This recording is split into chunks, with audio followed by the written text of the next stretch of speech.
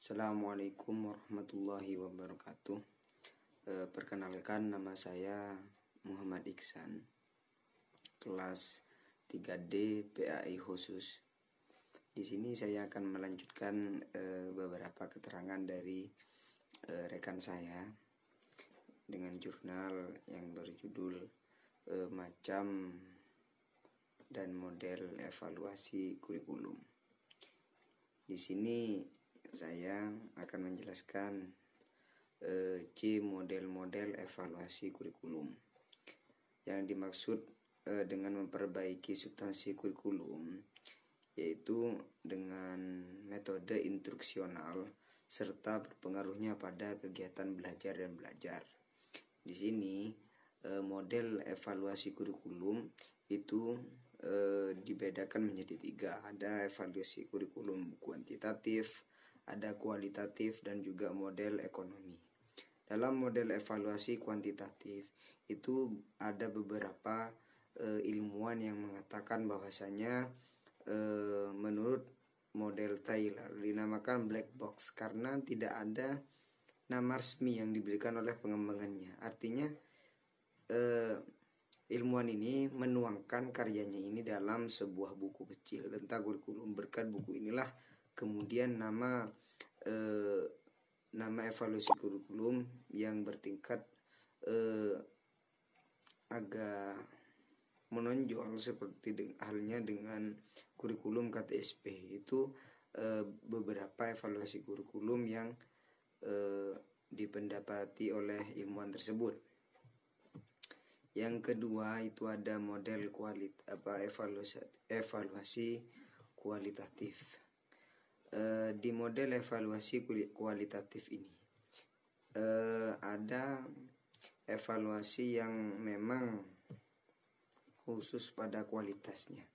Artinya dalam model evaluasi kualitatif itu selalu menempatkan proses pelaksanaan kurikulum sebagai fokus utama dalam evaluasi. Oleh karena itulah dimensi kegiatan dalam belajar mendapatkan perhatian dibandingkan dimensi lain.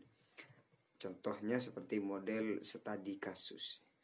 Dalam model studi kasus ini ada beberapa keterangan bahwasanya di model ini studinya, artinya proses pembelajaran itu sangat memuaskannya. Artinya dalam perhatian pada kegiatan pengembangan kurikulum di satu satuan pendidikan, unit perguruan tinggi ataupun pendidikan formal lainnya, itu memang sangat memuaskan. Oleh karena itu, evaluator harus menguasai kebiasaan-kebiasaan dalam satu pendidikan yang dievaluasi. Misalnya dari perpindahan antara evaluasi kurikulum KTSP ke kurikulum K13. Itu dalam masalah model evaluasi kualitatif. Dan yang terakhir di sini ada juga model evaluasi ekonomi. Di sini tidak banyak yang diterangkan tentang evaluasi ekonomi, dikarenakan evaluasi kurikulum ataupun evaluasi yang model evaluasi ekonomi tersebut memang pada dasarnya, pada umumnya sangat berpengaruh dalam tingkat keekonomian dalam suatu lembaga. Artinya bagaimana evaluasi tersebut bisa disamakan dengan kegiatan-kegiatan perekonomian yang ada di masyarakat. Hampir mirip dengan di sana. Sedangkan di jurnal kami yang memang ditonjolkan itu banyak yang menjelaskan keterangan-keterangan dalam model evaluasi kuantitatif dan juga model evaluasi kualitatif. Kesimpulannya bahwasanya evaluasi kurikulum memegang peranan penting baik dalam penentuan kebijaksanaan pendidikan pada umumnya maupun pada pengambilan keputusan dalam kurikulum. Hasil-hasil evaluasi kurikulum dapat digunakan oleh para pemegang kebijaksanaan pendidikan. Artinya dapat dilakukan dalam pendidikan ataupun bisa ditetapkan dalam pengembangan sistem pendidikan.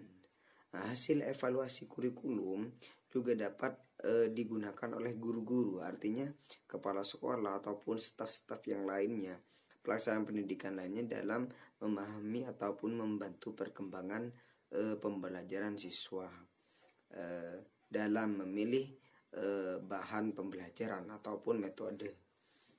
Seperti tadi, dari kurikulum KTSP ke kurikulum K13. Mungkin itu saja yang dapat disampaikan oleh saya. Sekian, terima kasih. Ada kesalahan kata, saya mohon maaf yang sebesar-besarnya. Allahumma muwaffiq ila aqwamit thoriq. Wassalamualaikum warahmatullahi wabarakatuh.